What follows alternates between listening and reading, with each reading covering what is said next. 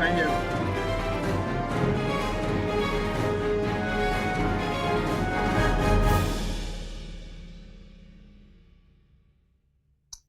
From Nestle to Cadbury to Boa Foods to Nascorn, Nigeria consumer goods companies are doubling their revenue for the first quarter of 2025. In other words, things are looking up for this company even as they start to bounce back to profitability. For many of them, the first time since 2023. Welcome to Economy and Markets, where we give you a comprehensive breakdown of happenings in the economic space and in the markets. I am David Olujimi, your host.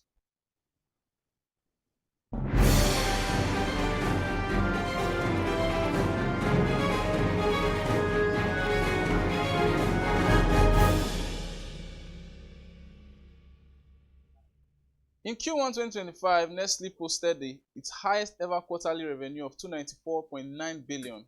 Its pre-tax profit 51.2 billion, a significant improvement from 247 billion pre-tax loss posted in Q1 2024. Boa Foods, a 446 billion turnover during the quarter. Its 125 billion profit after tax during that quarter is almost half of the 266 billion PAT posted throughout 2024, and it even surpasses the group's 2023 total post-tax profit. Unilever has been on the profitable side. However, for Q1 2025, it took its quarterly profit to a new level with a 5.6 billion post-tax profit.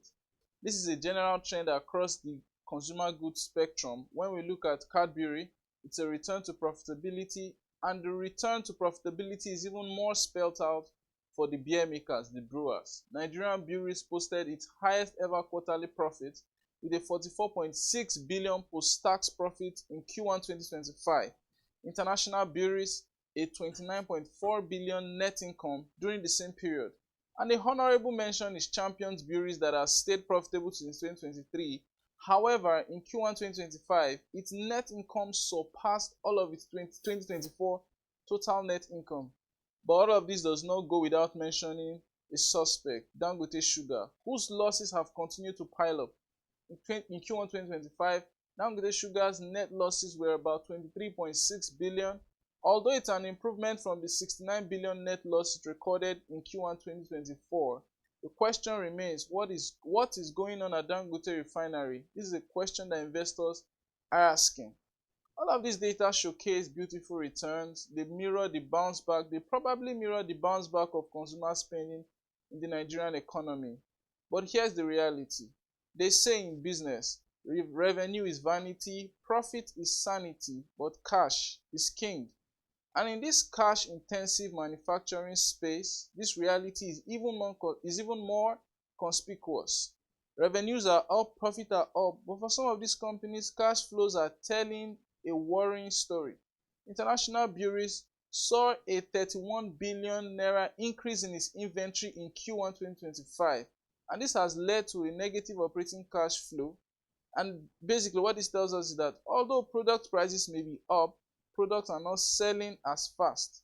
Nestle, on the other hand, posted a net operating cash flow of 114 billion during the same quarter, but this was propelled by an increase in trade payables by 46 billion. Let me not take all of the space this morning. On the show this morning, we have Kayode, Eseyin, an investment and research associate with Cardinal Stones. Basically, he's the lead of consumer goods research and agri sector research at Cardinal Stones. Good morning. Good morning, Kayode. Good morning. Thank you. Thank you very much for having me. Yeah, so let's start. Just give me a general overview of the results we are seeing. We've been seeing bullish run on all of our consumer goods. We've been seeing them posting profits, good profits. Is there any concern about the sustainability of these profit runs? Thank you. Thank you. You're right to point out the fact that these companies have been on what you can call a purple patch. Earnings have been very, very robust, particularly in Q1. And even for some of them going as far back as Q4 2024, we saw early signs of recovery in that space. And that just goes to show that maybe these consumer good names have really turned a corner. But as regards sustainability of earnings, I think there is little reason to be worried about sustainability for FMCG names. or at least not in the current year. For one, the major drag on earnings over the past 2 years have been costs in the form Okay. of FX volatility and input cost pressures. Because the majority of these names, Nestle, Cadbury, Unilever, USN, a number of them really rely heavily on Imported raw imported materials. raw materials for manufacturing. The devaluation of the currency across the past 2 years in particular has meant that these imports were more expensive. And also many of these companies had a huge FX liability position. Some of them imported these raw materials, booked payables, basically on credit. And so when the currency moved against them, these liabilities had to be revalued in line with market current conditions. But in the current year, we have seen a relatively stable FX profile, and this means that the cost pressures are unlikely to be repeated. I mean, Okay. across board, the expectation is that the naira will be at least a little bit more stable in the current year versus what we have seen in the past 2 years. If you check here today, the valuation we have seen is not as intense as the corresponding period last year. And so a lot of these companies have also paid down on their FX loans.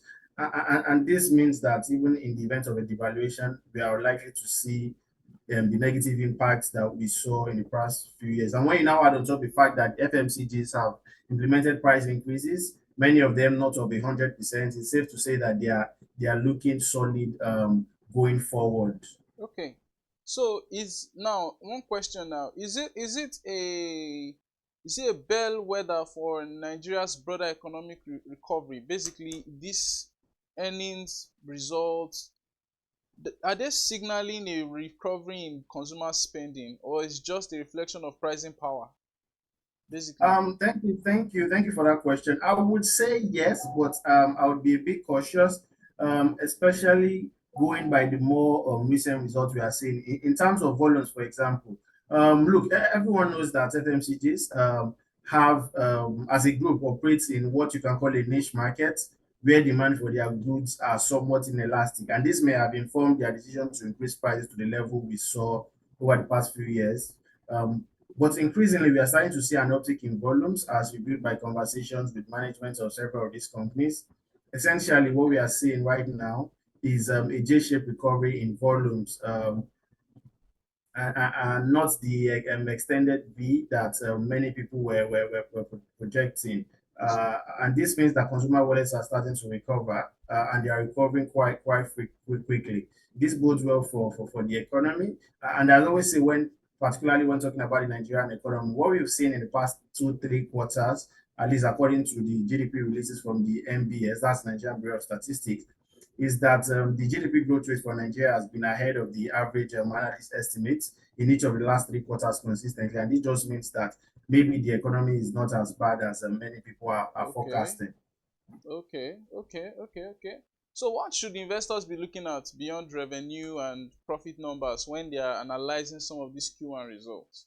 Especially in Um, cash intensive industries like this manufacturing space. Beyond all of those. yeah. So like you said at the intro, honestly, I think cash is king. It has always been king, and it will continue to remain king. So when you are analyzing these companies, I think the most important line item you should be looking at is cash flow and working capital discipline or working capital improvement, as well as Okay. FX exposure. Because say what you mean about the current FX dynamics. I think it becomes, especially going by the lessons of the past, prudential for companies to try and match their revenue with their cost in terms of currency exposure as much as they can. Of course, as long as we still have these structural issues where a lot of these raw materials are not available in the local market, they would have to import, but it would be a bit uncautious, let me use that word, to have large currency exposure in the case or in the event that the currency moves against you. So I think the two most important line items to look out for is cash flows and working capital. And I think companies that are able to manage those two line items properly um, would are likely to do well in the near term. Hello. I'm here. I'm listening. I'm listening to you. You're not lost. We've been lost you. We haven't lost you yet. All right. All right. You said you were saying something about No, so working that's capital basically it. Cash flow, and companies being work. able to handle their working capital, properly, and then being able to hedge their FX exposure. I think those are the two major considerations for investors to look out for, particularly in cash-heavy industries, FMCGs, or even investing generally in the Nigerian space. I Okay. think cash remains a very fundamental um, aspect to consider. So one question I think that investors are likely asking, especially in the consumer goods space, is what is going on at Dangote Sugar? Dangote Sugar is posting heavy revenue this quarter, over 200 billion turnover, but the losses just keep piling up. Are they not spiking? Are they not getting investors' attention? Is it not? What do you think is going on in that space? Oh, okay. So for Dan Sugar, yeah, I think the major drag has been for them the nature of business they are in. Okay. So quite a number of SNCG, for example, have been able to win themselves, at least in some cases, off expensive import raw materials. Some of them have been able to backward integrate some of their production lines. But for Dan Sugar, vast majority of its raw sugar still remains Still imported. remaining imported. And though there has been talks about backward integration on that space, the company trying to ramp up its ability to produce the sugar locally, most of it is still in the pipeline. So what that means is the company is significantly exposed to number one, global sugar prices, uh, and Okay. then and then currency volatility. And so that has been the major drag for the company, particularly the past 12 months, and even in the Q1 numbers that you said. And yes, they've been able to raise prices and pass on costs to consumer, but the nature of the market they're operating in, particularly with new, very new and aggressive entrants like Boa Foods and quite a number of even small scale sugar manufacturers, have meant that there's a limit to which they can pass on all of these costs to consumers. And so that's why their price, if you check across, the price increases for Dan Sugar has been tamer compared to other consumer goods names just because of those dynamics. And so when you have input cost pressures rising astronomically and there's a limit to which you can pass on these costs to consumers, and that's why we are seeing a contraction in Dangote Sugar's earnings. And so going forward, I think the key for them will be able to maybe unlock this backward integration channels that they've talked about, and then if they are also able to keep some of these raw sugar costs under wraps, or but as it is now, it's not looking really good for them. Okay. Some people have touted that Dangote Sugar is probably going to enter a merger with Nascon, basically all being part of the Dangote group. Do you think that's a move that they should be looking at? Okay, I feel like you can you hear me? I can hear you. I can hear you. Yes. Okay. I said some people say there's a projection that Dangote Sugar is going to be merging with Nascon, that's the salt company, in a Yes. move Yes. to, okay, I think Dangote is the industry already said it itself that they are working on a merger. So how do you think this is going to play out, considering the profitable nature of the salt corporation, the salt company, and the loss making nature of the sugar company? How are they going to balance out?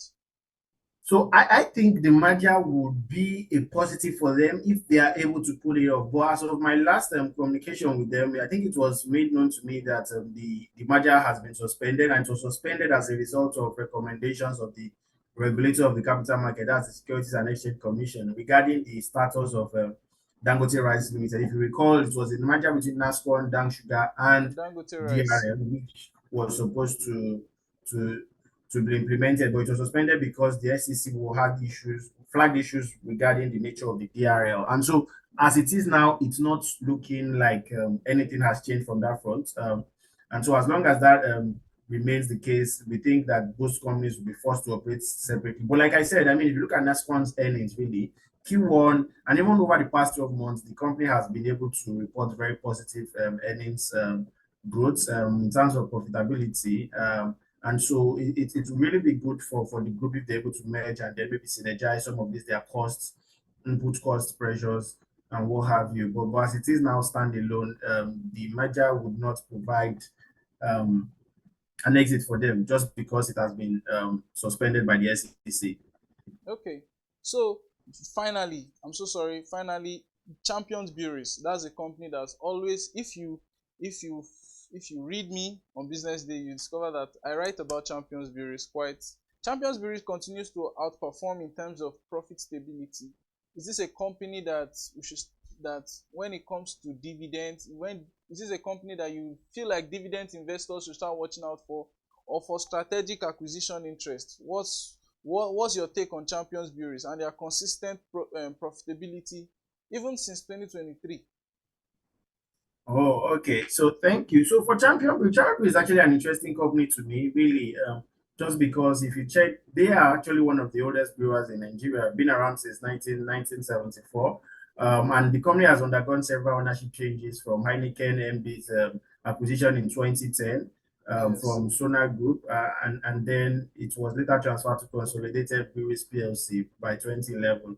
And so I think the Akwa Ibom State also has a significant stake in the Yes. company as well. Can you hear me? Yes, I can. Yes, you said Akwa Ibom State has a stake in the company.